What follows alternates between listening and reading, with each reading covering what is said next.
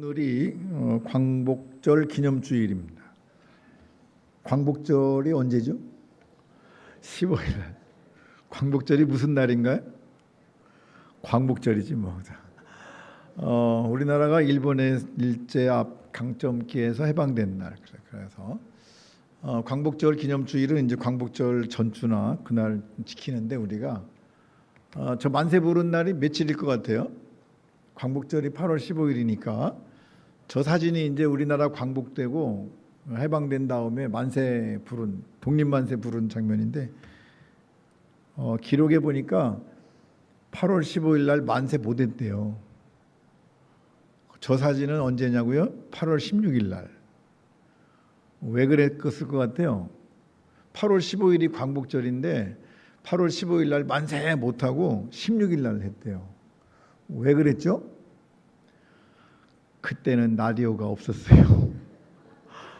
광복된지를 몰랐대요. 그러니까 그때는 그 라디오가 우리 전체 국민들 가운데 뭐 3%나 뭐 될까 말까 할 정도로 보급률이 없었기 때문에 해방된 거를 몰랐대요.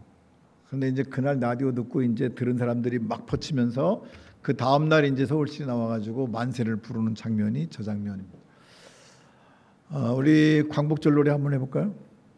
방송실 광복절 노래.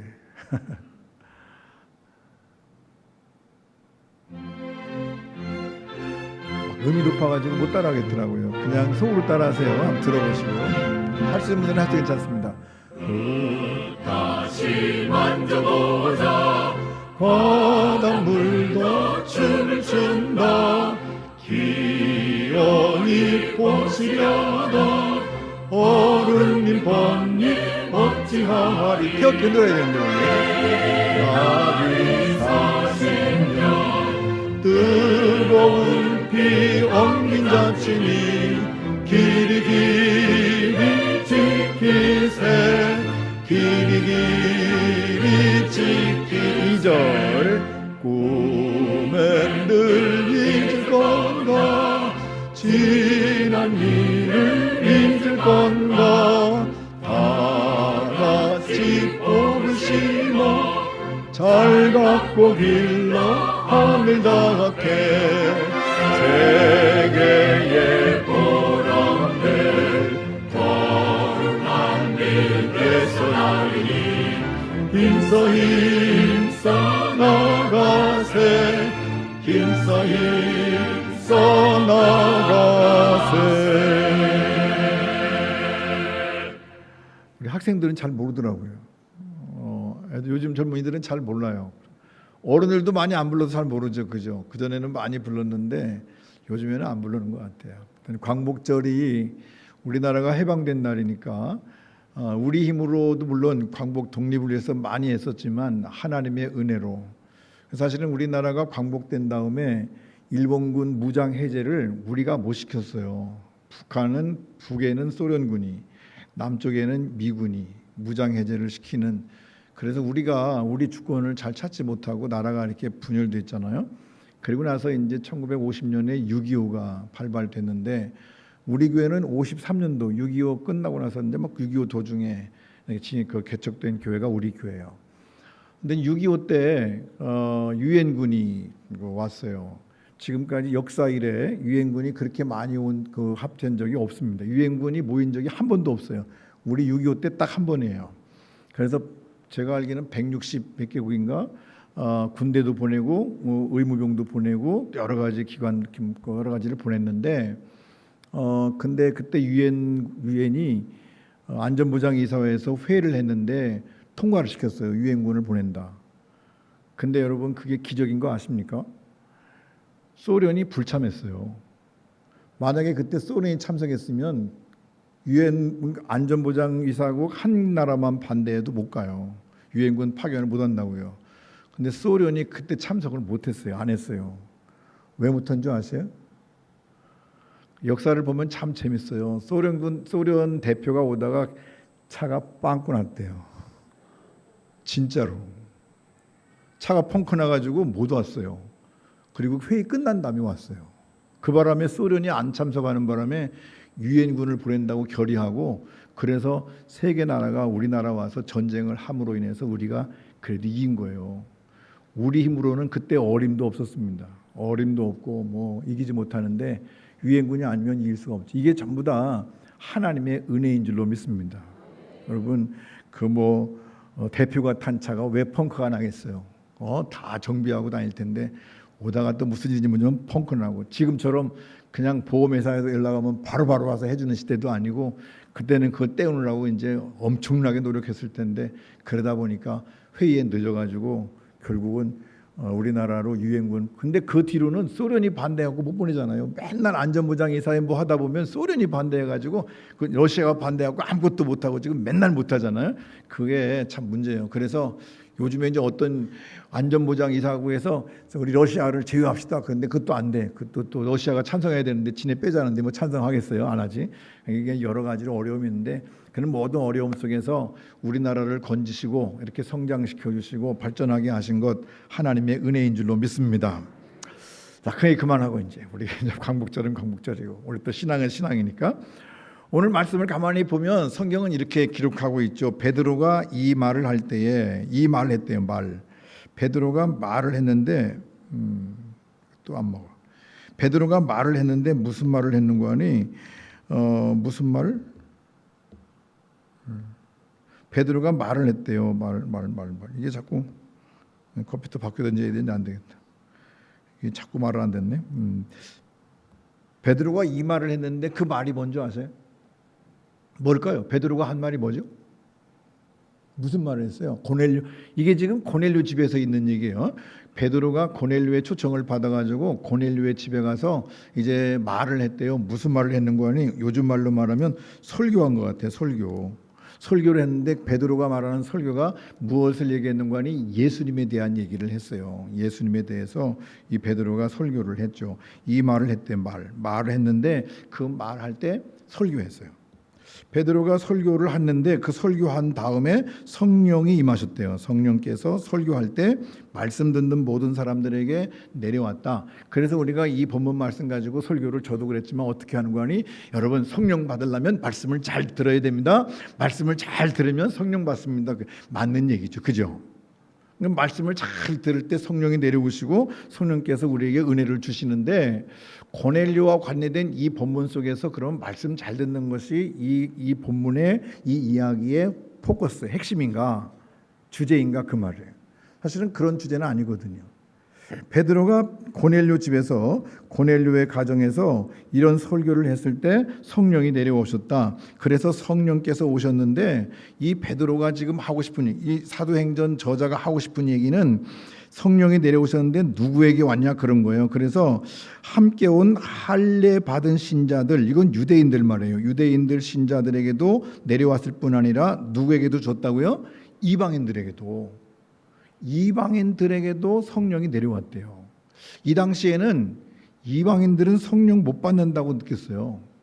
유대인만 하나님 알고, 유대인만 구원받고, 유대인만 잘났고, 유대인만 똑똑하고, 유대인만 아무튼 사람이고, 나머지 이방인들은 전부 다 예수님 시대에도 개처럼 취급한, 자녀에게 줄 떡을 개에게 주는 것이 마땅치 아니하다고 주님 말씀하신 것 보니까 그 당시에도 그렇게. 근데 이 이방인들에게도 성령 부어주심으로 말미암아 그들이 놀랬대요. 이방인들도 성령을 받네? 그런 거 놀란 거. 지금 포커스가 여기에 있어요. 설교할 때 말씀 들으면서 성령을 받는다고 하는데 포커스가, 물론 그것도 중요하지만 거기에 포커스가 있는 것이 아니라 이방인들에게도 성령을 부어주셨다. 그래서 그들이 놀랐다. 그들이 방언을 말하고 하나님을 높였다. 이 얘기를 지금 하는 거죠. 이 얘기를 하면서 정말 하나님의 역사, 하나님의 은혜를 얘기하는 거예요. 그러면서 베드로는 그렇게 베드로가 이르되 이 사람들은 누구예요? 이방인들이 우리와 같이, 우리는 누구죠? 유대인처럼, 그런 얘기예요. 유대인처럼 성령을 받았으니 누가 능히 물로 세례 베품을 금하겠느냐? 그리고 예수님 이름으로 세례를 주었다. 이게 이제 이 고넬료의 집에서 일어난 일의 핵심 포인트예요. 그것이 그 핵심이에요. 그렇다고 한다면 이 말씀이 그럼 오늘 우리와 어떤 관계가 있을까요? 우리도 마찬가지로 우리 모든 사람들이 다 이방인들인데 그럼 우리는 그럼 유대인과 이방인이 어떤 차이가 있나요?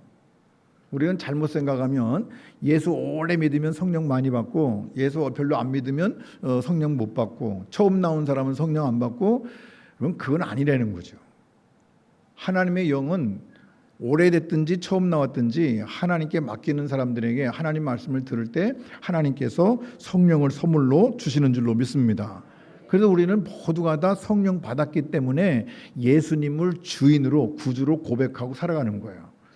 그러니까 성령님이 뭐 충만하다고 하는 말은 성령님이 더 많이 왔다, 더 조금 왔다 그런 것이 아니라 성령님은 인격체이기 때문에 오시면 오시는 거예요. 문제는 뭐냐면 나한테 있는 거고 내가 하나님의 말씀에 순종하며 사는 것을 충만하다고 말하고 하나님 말씀을 안 듣고 살아가는 것을 충만하지 못하다고 얘기하는 거예요. 내가 하나님 말씀을 듣고 그 하나님 말씀대로 은혜 가운데 그 말씀을 따라서 사는 열심히 하나님 말씀을 따라 살 때 우리는 성령 충만한 거고요. 하나님 말씀을 들으면서도 다 까먹고 그냥 하나님 말씀은 저었다 놓고 그리고 내 마음대로 살아가는 것은 성령 충만한 삶이 아니에요. 그러므로 오늘 말씀 가운데 보면 이방인이나 유대인이나 모두가 다 하나님께서 이 모든 사람들에게 성령을 주시고 하나님의 백성으로 삼으신 줄로 믿습니다. 이 이야기를 지금 하는데 이 이야기를 예수님도 하셨어요. 자, 그러니까 오늘 말씀 가운데 고넬료 집에 가셔서 베드로가 가서 말씀을 전하고 그들이 성령 받음으로 세례를 주고 놀란 게 뭐냐면 성령 받은 자체를 놀라는 것이 아니라 유대인들에게 준 성령을 이방인들에게도 주었다. 다시 말하면 두 그룹 다 똑같이 하나님께서는 누구에게나 다 똑같이 취급하시고 함께 허락하신다 그런 얘기죠. 그러니까 저와 여러분이 우리 예수 오래 믿었다고 폼 잡을 것도 아니고 예수 얼마 안 믿었다고 주눅 들 것도 아니에요. 교회 나온 모든 사람들은 다 하나님의 자녀로 하나님께서 은혜를 더하셔서 우리 모두가 다 한 은혜의 사람 하나님의 백성인 줄로 믿습니다. 그래서 우리 주님 뭐라고 말씀하시죠? 예수님께서 이런 말씀하시죠. 사람이 친구를 위하여 자기 목숨을 버리면 이보다 더 큰 사랑이 없대요. 문제는 사랑 안에 있는 거죠.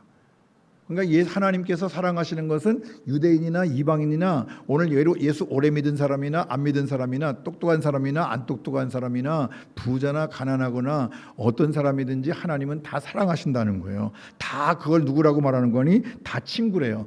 하나님의 예수님의 친구라고 말씀하셔요. 그래서 예수님의 사랑을 근거로 우리에게 말씀하시는 거죠. 친구를 위하여 자기 목숨을 버리면 그보다 더 큰 사랑이 없다고 하는 말씀은 친구를 위해서 자기 목숨을 버리는 것이 핵심이에요. 그러니까 예수님의 정체성, 예수님이 예수님다워지시는 것이 언제냐 하면 사랑하시는 데 있어요. 예수님이 우리를 안 사랑하신대. 그럼 예수님입니까? 이게 자꾸 우리 가운데서 얘기하는 예수님이 인간을 안 사랑하신대. 그건 예수님이 아니에요. 다른 종교의 핵심, 다른 종교의 모든 창시자들이 인간을 사랑하지 못해요. 자기들도 다 죄인이기 때문에 온전한 사랑을 베풀지 못해 조금씩 사랑할 수는 있어요. 그래서 그들은 늘 사람에게 온전한 사랑을 줄 수가 없는 거예요. 예수 그리스도만 친구를 위해서 자기 목숨을 버리신 그 사랑하심 속에 하나님의 은혜가 있는 거죠. 그러니까 예수님이 예수님 되시는 것은 사랑에 있어요. 그러면 하나님께서 하나님의 사랑으로 하나님을 내어주셨는데 그 하나님께서 우리에게 내어주신 그 사랑을 우리가 받음으로 말미암아 우리도 우리의 정체성을 갖는 거예요. 내가 누구냐, 내 존재 이유가 뭐냐, 내가 얼마큼 가치가 있냐는 것은 사랑을 받음, 하나님께서 우리를 사랑하신 그 사랑을 주님은 사랑하시는데 정체성이 있고 우리는 그 사랑을 받는데 정체성이 있는 거죠. 그러니까 예수님은 사랑하시는데 가치가 있는 거예요. 하나님이 우리를 안 사랑하셨다고 그러면 우리는 하나님을 믿을 이유가 없죠. 그죠? 그래 안 그래요? 하나님이 우리를 안 사랑하셨어. 그래갖고 하나님을 떠난 우리가 죽든지 말든지 지옥 가든지 말든지 내버려 뒀어. 그러면 그 하나님을 우리가 믿겠냐고요. 우리가 하나님을 믿는 이유는 뭐냐면 하나님이 하나님 되신 것은 하나님이 우리를 구원하시기 위해서 십자가에서 당신을 죽인 목숨을 버리신 그 사랑 때문에 우리가 하나님을 믿고 의지하는 거죠. 그러면 하나님은 사랑하시는 데 의의가 있고 가치가 있다면 우리의 가치는 어디 있는 거 아니? 그 하나님의 사랑을 받는 데 가치가 있어요. 그러니까 예수 믿는 사람과 안 믿는 사람의 차이는 뭐냐면 그 사랑을 받아들이느냐 안 받아들이느냐 차이예요. 하나님께서 저 밖에 있는 예수 안 믿는 사람들을 사랑하셨을까요? 안 하셨을까요? 네? 다 사랑하셨어요. 하나님은 모든 인류를, 죄 가운데 있는 모든 사람을 다 사랑하셔서 다 그들을 친구 삼으시고 그들을 위해서 목숨을 버리셨는데, 문제는 어디 있는 거 아니? 내가 안 받아들이는 거예요. 그 사람들은 그 사랑을 안 받아들여. 몰라요. 그러니까 그 사랑의 구원의 관계가 형성되질 않죠. 오늘 우리가 은혜를 입은 것은 우리는 그 사랑을 알고 받아들이는 거예요. 그것이 우리의 가치예요. 우리의 정체성인 거죠. 그것을 우리는 뭐라고 말하는 거니? 복음이라고 그래요. 복음은 주님의 사랑을 내가 느끼고 그 사랑을 받아들인 그 사실을 복음이라고 그래요. 복음. 그러니까 하나님이 예수님을 보내셔서 우리를 구원하셨다. 하나님이 우리를 사랑하셔서 우리에게 당신을, 예수 그리스도를 내어줄 수 있었다. 이것이 하나님의 은혜고, 이것을 한마디로 말하면 너는 내가 사랑하는 내 자녀다. 이렇게 말씀하시는 거죠. 내가 너를 낳았다. 너는 내 자녀다. 그래서 우리가 하나님의 자녀된 것을 인정하고 하나님의 앞으로 나아갈 때, 그때 우리는 하나님의 자녀가 되고 하나님의 은혜 가운데 서게 되는 줄로 믿습니다. 그러니까 하나님께서 우리에게 주신 복음 가운데 제일 좋은 것은 뭐냐면 너는 내가 사랑하는 자녀다. 이게 가장 귀한 거예요. 돌아온 탕자에게 탕자가 뭐라고 말하죠? 내가 아버지와 하늘에 죄를 지어서 이제는 아버지를 아버지라 부를 수 없으니까 내가 종으로 살겠으니까 종으로 써주세요. 그리고 자기의 정체성을 얘기해요. 그리고 아버지한테 돌아오니까 아버지가 뭐라고 하죠? 무슨 얘기야? 너는 죽었다가 살아난 내 아들이야. 넌 내 자식이야. 그렇게 받아들여 주는 거예요. 그래서 그 자녀가 그 탕자가 아버지의 사랑을 받고, 그리고 그 사랑을 받아들일 때 그 둘의 관계가 이어지는 거죠. 그래서 바울 사도는 이 말씀을 근거로, 하나님의 사랑, 예수 그리스도의 사랑을 근거로 이렇게 말하죠. 너희 안에 이 마음을 품으래요. 그 마음을 품은데 어떤 마음이냐? 그 그리스도 예수의 마음인데, 그는 근본 하나님의 본체시나 하나님과 동등됨을 취할 것으로 여기지 아니하시고 오히려 자기를 비워 종의 정체를 가지사 사람들과 같이 되셨고 사람의 모양으로 나타나사 자기를 낮추시고 죽기까지 복종하셨으니, 여기까지 얘기하면서 무슨 얘기를 하는 거 아니? 예수님의 마음은 겸손이다. 겸손을 배워야 된다. 자기를 비우는 거다. 비움의 신학. 그렇게 해서 자꾸 겸손과 비움을 얘기해요. 물론 틀린 얘기는 아니에요. 우리 마음속에 있는 악한 것들을 비우고 그리고 예수님으로 채워야 되는데 우리는 겸손해야죠. 주님 앞에 겸손해야죠. 그러나 이 본문은 지금 겸손을 얘기하는 것이 아니라 마음을 품는데, 이건 전부 다 설명이에요. 설명하고 그리고 맨 마지막에 곧 어떻게 했다고요? 십자가에 죽으심이라. 예수님께서 십자가에 죽으신 하나님의 마음, 예수 그리스도의 마음을 품어라. 하나님께서 너를 위해서 죽으신 그 사실을 내 마음속에 품어라, 그 말이에요. 여러분, 이거를 알아야, 그래야 우리가 구원의 확신이 있는 거예요. 자꾸 우리는 하나님 앞에 여러분, 하나님 앞에 우리가 겸손한다고 하나님이 뭐 나을 거 있는 것 같아요? 저와 여러분이 하나님 앞에서 폼 잡아봐야 뭐 생기는 거 있어요? 우리가 아무리 폼 잡아도 하나님 앞에 폼 잡을 수가 없어요. 뭐 이렇게 하면 좀 이상하지만, 제가요 대통령 앞에 가서 폼을 막 잡아도 대통령이 저 신경 쓸 것 같아요? 내가 노선교회 목사인데, 그리고 막 대통령 앞에 가서 폼을 잡으면 대통령이 뭐라고 할 것 같아요? 저거 치워요. 그렇게 할 거야. 뭐야? 누구야? 중요한 것은 하나님 앞에 우리가 교만하고 하나님 앞에 뭐 한다고 해서 하나님에게 아무런 것도 영향을 줄 수가 없어요. 자꾸 우리 겸손, 비움 이 얘기하지 말자고요. 겸손한 거는 당연한 거. 하나님 앞에서 우리가 겸손하게 사는 건 당연한 거 아니에요? 근데 중요한 것은 이 말씀 속에서 예수님의 마음을 품어야 되는데, 그 예수님의 마음이 어떤 마음이에요? 그 예수 그리스도의 마음은 어떤 마음인 거 아니? 우리를 위해서 십자가에 죽으시는 마음이에요. 예수님께서 십자가에 달려서 우리를 위해서 죽으시는 그 마음을 품자, 그 말이에요. 예를 들면 자식을 위해서 희생한 부모님의 마음을 품자, 그 말이에요. 대개 사람들이 어머니 은혜를 부르면 눈물을 흘리는데 아버지 은혜는 안 불러. 여러분, 아버지 은혜 부르는 거 봤어요? 여러분, 아버지 은혜에 눈물 나는 사람 봤냐고. 아버지 은혜, 저도 훈련소에 가서 훈련 받고 막 각해둔 틀하고 막 기면서요, 나중에 막 힘들고 막 어렵고 그냥 흑투성이가 돼가지고 가서 쉬는 시간에 조교가 탁 나실제 괴로움 다 잊으시고 어머니 노래 시작 그러면은 다 울어. 그 어머니의 은혜가 기억되는 거죠. 어머니의 은혜가 마음속에 있는 사람은 다 울어요. 중요한 것은 그 마음을 담자는 거예요. 예수님이 우리를 위해 죽으시고자 하는 그 마음, 우리의 죄 때문에 우리를 대신해서 죽으시는 그 마음, 그 마음을 우리가 마음에 품고 살면 주님 앞에서 우리가 폼 잡을 이유가 없다고요. 교만할 이유가 없고 못할 것이 없죠. 근데 우리는 자꾸만 잊어버려요. 그것이 별거 아닌 것처럼 늘 예수님이 죽었다고, 예수님이 십자가에 죽었다고 맨날 들으니까 귀가 따갑게 들어가지고 그것이 이제 우리가 들을 때 별 얘기 아닌 것처럼 들려요. 중요한 얘기도 많이 하면 별로 안 중요하지, 그죠? 교회 오래 다닌 사람들은 예수님의 죽으심에 대해서 별로 그렇게 감동하지 않아. 적어도 처음 교회 나와가지고 예수님이 나 때문에 죽으신 것을 아는 사람들은 펑펑 울어. 목 놓아 울어. 하나님의 은혜 때문에 울어요. 근데 믿음이 점점 예수를 믿고 시간이 갈수록 그 은혜가 점점 없어져가지고 그다음부터는 예수님이 죽었다고 그래도 그렇나 보다. 그래. 나 때문에 죽으신 게 아니라 쟤 때문에 죽었나 보다. 그래. 예수님이 쟤 때문에 죽었지 나 때문에 죽은 게 아니지. 그 주님의 마음을 품어야 돼. 나 때문에 죽으신, 그래서 친구를 위해 죽으신 나, 그 친구가 누구예요? 나를 위해서 죽으신 그 마음을, 그것을 우리가 마음에 품고 살아야 돼. 그러니까 십자가에 죽으셨다고 하는 건 정말 놀라운 일이에요. 어메이징 그레이스라고요. 나 같은 죄인 살리신 그 은혜 놀라워 잃었던 생명 찾았고 광명을 얻었네. 광복절만 광명을 얻은 게 아니라 우리가 죄 가운데 있을 때 주님께서 나를 대신해서 죽으심으로 말미암아 우리가 빛 가운데 거하고 광명을 얻은 줄로 믿습니다.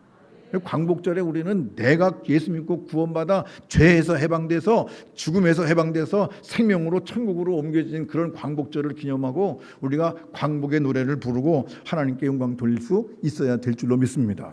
그 믿음이 있어야 되는 거예요. 예수님이 나를 위해 죽으셨다.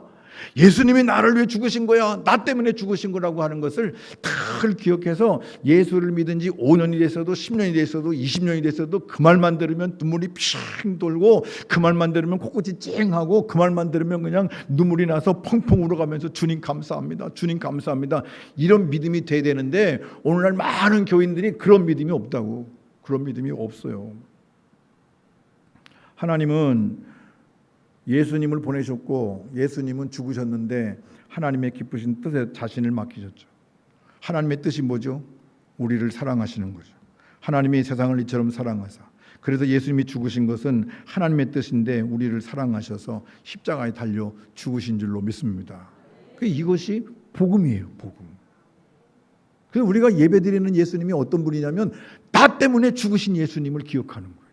우리가 성만찬을 나눌 때도 나 때문에 죽으신 그분의 피와 살을 먹어가면서 그 은혜에 감사하는 게 성만찬이고, 우리가 말씀을 나누는 것도 말씀 대신 예수 그리스도를 나누는 것이고, 그리고 생활 속에서 늘 주님을 기억하며 사는 것도 내가 주님이 나를 위해 죽으신 것을 기억하면서 매일매일 우리가 믿음 안에서 살아가는 줄로 믿습니다. 이 은혜가 있어야 되는 거예요. 늘 기억하면서. 근데 예수님이 그렇게 죽으신 것, 그것 때문에 하나님이 그를 높이셨대요. 이러므로 하나님이 그를 지극히 높이셨다고 하잖아. 지극히 높으셨대요.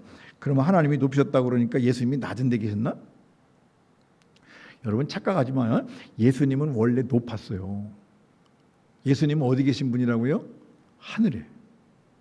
원래 높으신 분이었어요. 하나님이 그를 높이셨다고 하는데 어떻게 하나님이 높이셨을까? 뭘 높이셨을까? 그런 거죠. 그리고 하나님께서 그에게 뛰어난 이름을 주셨대요. 아니, 예수님의 이름은 옛날부터 뛰어났어요. 예수님의 이름이 땅에 떨어진 적이 없다고. 구약 성경에는 예수님 이름이 안 나와요. 그리고 구약 성경에는 여호와라는 이름이 가끔 나오죠. 엘로힘이라고 하는 말도 나오지만 히브리어는 여호와라고 하는. 근데 사실은 여호와라고 우리가 발음은 하지만 진짜 그 발음이 여호와인지 야훼인지 잘 몰라. 발음을 왜 모르는 거 아니? 글씨를 써놓고 한 번도 안 읽어봤어요. 왜 안 읽어본 줄 아시죠? 그 이름이 너무 거룩해서. 그 그 하나님의 이름이 너무 거룩하니까 그 이름을 더러운 입에 담을 수가 없어서 한 번도 하나님의 이름을 부른 적이 없어요. 우리나라는 행복한 줄 알아야 돼요. 하나님 이름 막 불러. 여자, 호자, 와자 이렇게도 안 해. 여호와 하나님 이렇게 부르잖아요. 어떻게 생각하면 이게 참 버릇없는 것 같아요. 저는 저희 아버님 성함을 한 번도 내가 우리 아버님 성함을 막 부른 적이 없어요. 네 아버지 이름 뭐냐? 그러면은 예, 규자 진짜십니다. 옛날 어른들 우리 아버지 이름 부른 것도. 이스라엘 백성들은 하나님의 이름을 써요. 글자는 쓰는데 그 글자를 쓰기 위해서 하나님 이름이라고 하는 글자가 딱 나오면 가가지고 목욕 제기를 했어요. 가서 깨끗한 물에 목욕하고 그리고 깨끗한 몸으로 와가지고 그걸 쓰는 거예요. 근데 못 읽어. 읽을 수가 없어. 그래 다 써놓고 뭐라고 하는 거니? 아도나이 그러는 거예요. 아도나이라고 하는 말은 주님 그런 뜻이에요. 영어 성경도 여호와라는 말이 없어요. 우리는 시편 23편 여호와는 나의 목자시니 그렇게 얘기하지만 킹제임스 버전이나 영어 성경은 그렇게 안 써 있고 The Lord is my shepherd라고 써 있어요. 주님은 나의 목자십니다 이렇게 써 있지 여호와라는 말이 안 써 있다고. 함부로 부를 이름이 아니야. 근데도 하나님은 그 이름에 뛰어난 이름을 주셨대요. 이게 무슨 얘기일까요? 하나님이 그를 높이셨고 뛰어난 이름을 주신 것이 뭘까요? 그 이야기는 하나님이 우리에 대한 건데 친구를 위해 죽는 것을 최고의 가치로 여겨주신 하나님이신 줄로 믿습니다. 그래서 예수님이 뛰어난 이름을 가지신 것은 나를 위해 우리를 위해서 죽는 것을 하나님은 최고의 가치로 하나님께서 하실 수 있는 최고의 일이 뭐냐? 세상을 창조한 것도 아니고 죄 가운데 있는 우리를 위해서 죽으시는 것이 하나님이 하시는 최고의 가치 있는 일이라고 주님이 믿으셨어요. 이건 주님 생각이야. 그 주님의 생각을 바울 사도가 주님 편에 서서 얘기하는 거예요 지금.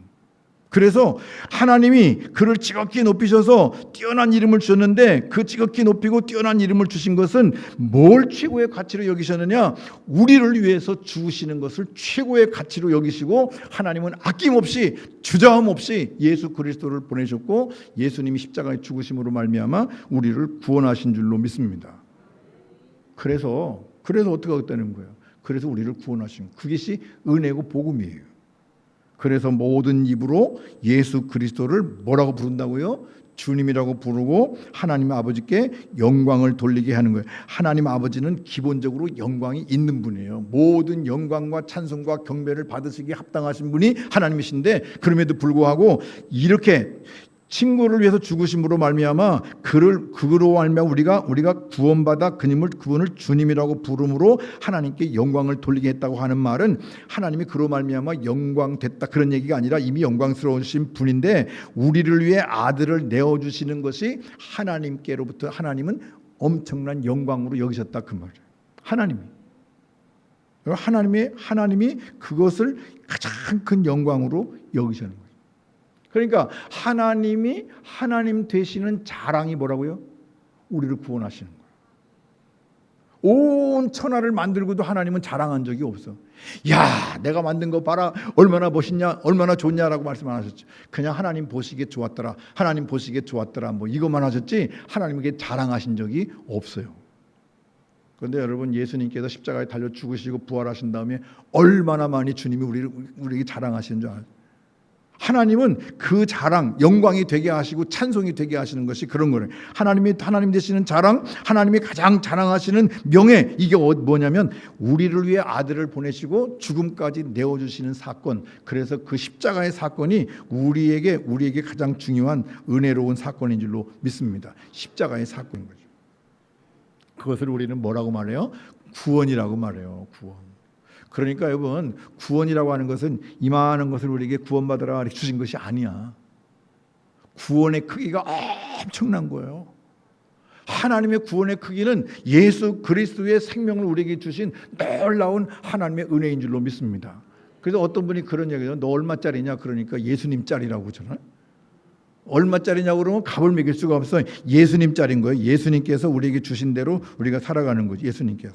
하나님이 세상을 이처럼 사랑하사 독생자를 주셨으니 이는 그를 믿는 자마다 멸망치 않고 영생을 얻게 하신다고 하는 말씀이 무슨 말이에요? 그것이 바로 복음이에요. 하나님께서 우리를 사랑하셨대요. 사랑하셨기 때문에 하나님께서 우리에게 은혜를 더하시는 거예요. 사랑하셨기 때문에. 그 사랑을 통해서 우리에게 허락하신 놀라운 은혜가 있는 줄로 믿습니다. 하나님의 사랑.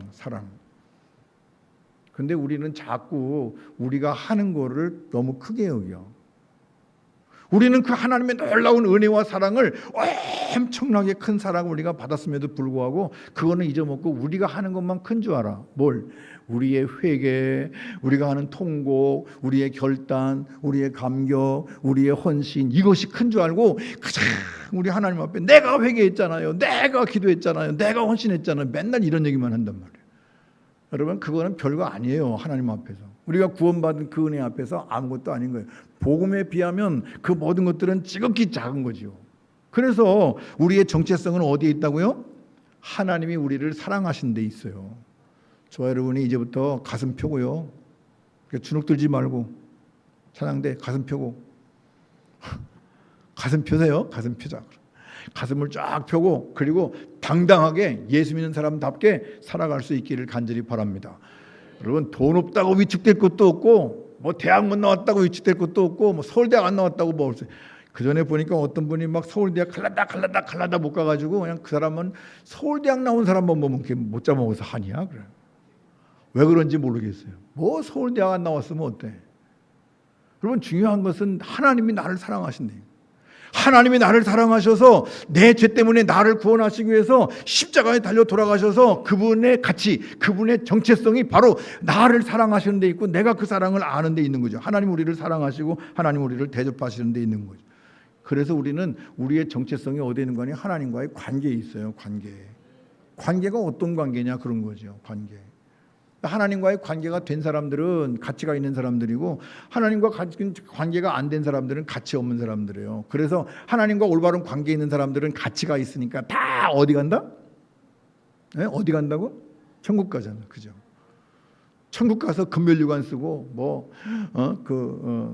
길도 다 순금이라니까. 거기 가면 뭐 여러분 잘한 것도 없어. 뭐 거기 가면 다 길바닥에 다 널린 게 금이래. 그냥 다 깔려 있대. 다. 문도 하나씩 진주로 만들어가지고 12진주 뭐 있는데, 진주가 얼마나 큰가 만든 그 뚫어가지고 문 하나씩 만들었다니까. 엄청난 물. 여러분, 그 전에 신문에 그런 거 난 적이 있어요. 뭐 별이 하나가 발견됐는데 그 별 전체가 다이아몬드래. 이야, 그래가지고 그거 깨우면 돈 많이 벌겠다 그랬는데 너무 멀어서 가져올 수가 없어요. 그런데 과학자들이 망원경으로 그걸 잡아가지고 사진을 찍었는데 진짜 별 하나가 다이아몬드더라고. 다이아몬드. 몇 캐럿쯤 될 것 같아요. 여러분, 천국은 그런 거예요. 그러니까 하나님께서 우리 속에서 이렇게 말하죠. 바울은 참 확실하게 얘기해요. 찬송하리로다. 하나님 곧 우리 주 예수 그리스도의 아버지께서 그리스도 안에서 하늘에 속한 신령한 복을 우리에게 주셨대요. 하나님의 신령한 복을 우리에게 주셨는데, 창세전에 그리스도 안에서 우리를 택하셔서 우리로 하여금 사랑 안에서 거룩하고 흠이 없게, 동그라미가 거룩하고 흠이 없게 하시려고 기쁘신 뜻대로 우리를 예정하사 그리스도로 말미암아 자기의 아들들이 되게 하셨으니, 그리스도 말미암아 아들들이 되게, 자기의 아들들이 되게 하신 거죠. 정말 놀라운 것은 하나님께서 우리에게 복 주셨는데, 그 복이 뭐냐? 우리를 거룩하고 흠없게 하시고 드디어는 하나님의 아들들이 되게 하셨는데, 그것을 우리가 뭐라고 말한다고요? 구원이라고 말한다고. 구원. 하나님의 자녀가 된 은혜, 그 구원이죠. 그 구원. 그래서 어떻게 한다고요? 그래서 이는 그렇게 됨으로 말미암아 그가 사랑하시는 자 안에서 우리에게 거저 주시는 바 그 은혜의 영광을 찬송하게 하려 하는 것이라. 하나님의 자랑거리, 은혜의 영광을 찬송하게 우리로 하여금 하나님의 자랑거리가 되게 하셨다, 그 말이에요. 할렐루야. 그러니까 저와 여러분이 당당하게 살 필요 있는 것은, 저와 여러분이 이제부터는 하나님이 나를 자랑하신대. 할렐루야. 여러분, 저와 여러분, 하나님이 우리를 자랑하셔요. 내가 헌금 많이 못해도 자랑하셔, 하나님. 내가 봉사를 많이 안 해도 하나님 자랑하신다. 하나님은 우리가 예수 믿고 구원받은 그 자체를 자랑하시는 거예요. 내가 너 때문에 죽었어. 네가 나를 믿으니 네가 구원받았으니까 얼마나 감사하네. 자랑하죠. 탕자가 돌아왔을 때 아버지가 자랑하잖아. 뭐라고 자랑한다고요? 이 내 아들은 죽었다가 살아온 내 아들이다. 이 내 아들은 죽었다가 살아온 내 아들이야. 너는 지옥에 갔다가 살아온 내 아들이야. 너는 죄 가운데 죽었는데 나로 인해서 살아온 내 아들이야 라고 주님 말씀하시면서 우리를 갖다 대시면서 자랑하시는 거예요. 난 네가 자랑스럽다. 네가 교회 나와서 예수 믿고 구원받은 게 자랑스럽다. 주님께서 우리를 자랑하시는 줄로 믿습니다. 근데 우리도 마찬가지로 자랑거리를 만들어 드리려면 전도해서 많은 사람들을 주님 앞으로 인도하면 되는 거예요. 그러면 주님이 자랑거리가 늘어나고 얘도 자랑하고 쟤도 자랑하고 자랑하시는 거 아니에요? 우리가 하나님의 은혜의 영광과 찬송이 되는 것, 그것이 가장 아름다운 것이고, 더 나아가서 우리가 그것을 아는 것이 중요하죠.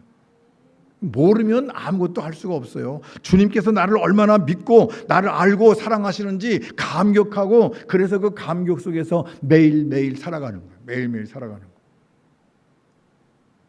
저와 여러분이 늘 주님의 은혜를 기억하고 감사하면서 살아가는 복된 은혜의 삶이 될 수 있기를 간절히 바랍니다. 사람에게 받은 은혜도 오래 기억하는 사람이 있는데 주님께 받은 은혜를 잊어버리면 되겠어요? 하나님께서 나를 구원하신 것이 얼마나 굉장한 것인지, 정말 얼마나 어메이징한 것이, 놀라운 것인지를 누리고 살아가는 것, 그래서 하나님의 사랑과 신뢰를 받아 누리는 것, 이 모든 것들이 다 우리 기독교에서 말하는 구원인 거죠. 여기에 우리의 정체성, 우리의 가치가 여기 있어요. 저와 여러분이 가치가 있는 이유는 많이 배워서 돈을 많이 가져서 똑똑해서 건강해서 그런 것이 아니라 하나님을 내 안에 모시고 예수 그리스도께서 나 때문에 죽으심으로 말미암아 내가 주님과 주님의 생명과 맞바꾼 사람이 되었다고 하는데 우리의 정체성이 있는 줄로 믿습니다. 그래서 하나님께서 우리를 자랑하시는 이유가 여기에 있는 거예요. 여기에. 그래서 바울이 또 얘기해요. 모든 일을 그의 뜻의 결정대로 일하시는 이의 계획을 따라 우리가 예정을 입어 그 안에서 기업이 되었으니 이는 우리가 그리스도 안에서 전부터 바라던 그의 영광의 찬송이 되게 하려 하심이라. 그분의 예수 그리스도의 하나님의 영광의 찬송이 되게 하려 하신다고 말씀하고 있죠. 우리가 하나님의 영광의 꽃이 되는 거죠. 하나님께서 우리를 바라볼 때마다 아름답게 보시고 영광스럽게 보시고 자랑할 만하고 하나님의 명예를 높이는 사람인 줄로 믿습니다. 그러니까 저와 여러분 좀 당당해야 돼. 가슴을 펴고 이제부터 주눅 두고 살지 마요. 우리는 정말 어떤 일에도 가슴 펴고 살아야 되는 이유가 뭐냐면 하나님이 우리를 사랑하셨기 때문에. 사랑하고 믿는 것은 믿는 자와 사랑하는 자의 복이에요. 그러니까 우리도 복이지만 하나님도 복이시라고. 이렇게 되면 좀 건방진이 같지만 하나님도 가만히 생각해 봐요. 우리가 없으면 하나님의 존재가 뭐 의미가 있을까? 아담과 하와가 범죄 안 했으면 우리는 에덴에서 그냥 살았을 거예요. 그냥 아름답게 살았을 거 아니에요? 그러면 우리가 이런 고생 안 해도 되잖아. 그죠? 예수 믿으라고 전도 안 해도 되잖아. 무슨 얘기인지 잘 모르시는 명인데 아담과 하와가 죄 안 졌으면 우리는 그냥 에덴에서 천국에서 영원히 사는 그 삶 속에서 그냥 살 테니까 전도 안 해도 되고 빼빠지게 기도 안 해도 되고. 그런데 그분들이 죄를 짐으로 말미암아 우리가 이런 삶을 살지만 그럼에도 불구하고 하나님이 우리를 구원하시기 위해서 독생자를 보내시고 죽으심으로 말미암아 우리를 구원하셨기 때문에 우리가 하나님께 영광을 돌리고 하나님의 백성이 된 줄로 믿습니다. 그래서 우리가 하나님의 영광에 찬송이 되는 존재가 된 거예요. 그러니까 저와 여러분이 한 가지 꼭 기억해야 되는 건지 하나님이 무슨 부족을 메워야 될 도우미로 우리를 부르신 것이 아니에요. 우리는 자꾸 하나님이 우리를 우리가 하나님을 도와주기를 원하시는 줄 알아. 하나님 뭔가 부족해가지고 너 이것 좀 해줄래? 그리고 주님이 우리를 부르신 게 아니에요. 도우미가 아니라고. 우리는 하나님의 소모품이 아니에요. 적어도 우리는 하나님의 구원의 대상이고 하나님의 사랑의 대상인 줄로 믿습니다. 하나님과 믿음의 교제를 나누는 인격적이고 존귀한 사람이에요. 저와 여러분이 정말 주 안에서 존귀한 사람, 하나님의 측량할 수 없는 신비와 은혜의 대상이에요. 하나님께서 우리에게 은혜를 주시고 성령을 주셔서 그 성령으로 말미암아 은혜 가운데 승리하는 믿음의 삶을 살게 하시는 줄로 믿습니다. 그것이 은혜죠. 하나님은 어떤 분이시라고요? 하나님은 우리 기독교 신앙의 핵심이고 우리의 소망이신데 모든 영혼을 만나주시고 자비와 긍휼로 은혜로 우리를 부르셔서 죄로 부패하고 파괴된 우리를 회복시켜 주시고 하나님과의 관계가 회복됨으로 말미암아 구원 얻은 하나님의 사랑을 입은 자의 영광에 서게 우리도 하나님의 영광 가운데 서서 하나님의 자녀가 되게 하신 줄로 믿습니다. 이 은혜를 갖는 거예요. 이게 무슨 날이라고요? 광복절이라고. 영혼의 광복절, 영적인 광복절. 죄의 억압, 죄 가운데 포로가 돼서 죽음 가운데 있던 우리가 예수 그리스도의 은혜로 말미암아 우리가 그곳에서 건진받아 다시 우리나라 하나님의 나라 가운데 하나님의 자녀로 살아갈 수 있는 하나님 백성 되게 하신 것이 우리 이제 독립만세 불렀잖아요. 죄에서부터 독립만세 부르고 광복절 만들어서 우리가 하나님 은혜 가운데 광복한 삶을 살게 된 줄로 믿습니다. 빛 가운데 살아가는 것, 그것이 복음이에요. 복음, 하나님께서 우리에게. 저와 여러분이 확실하게 이제 한 주간 동안 믿음을 가지고 이 복음을 가지고 어떤 마음을 가지고 살아가야 돼? 따라합시다. 나는 하나님의 보물이다. 뭐라고요? 하만 보물. 나는 하나님의 보물이다. 여러분 적어도 우리가 살아가면서 주눅들지 말고요. 염려 근심하지 마시고 나는 하나님의 보물이다. 하나님이 책임지신다. 예수 그리스도의 보혈의 공로로 예수님의 생명을 값주고 사신 은혜로운 사람이고 나로 말미암아 하나님이 자랑하시고 나를 영화롭게 여기시고 나를 영광의 꽃으로 만드신 그 하나님, 하나님은 나를 보물로 여기시는데 보물같이 살아가는 복된 한 주간 되시기를 주님의 이름으로 간절히 축원합니다. 기도하십시다. 기름진 것으로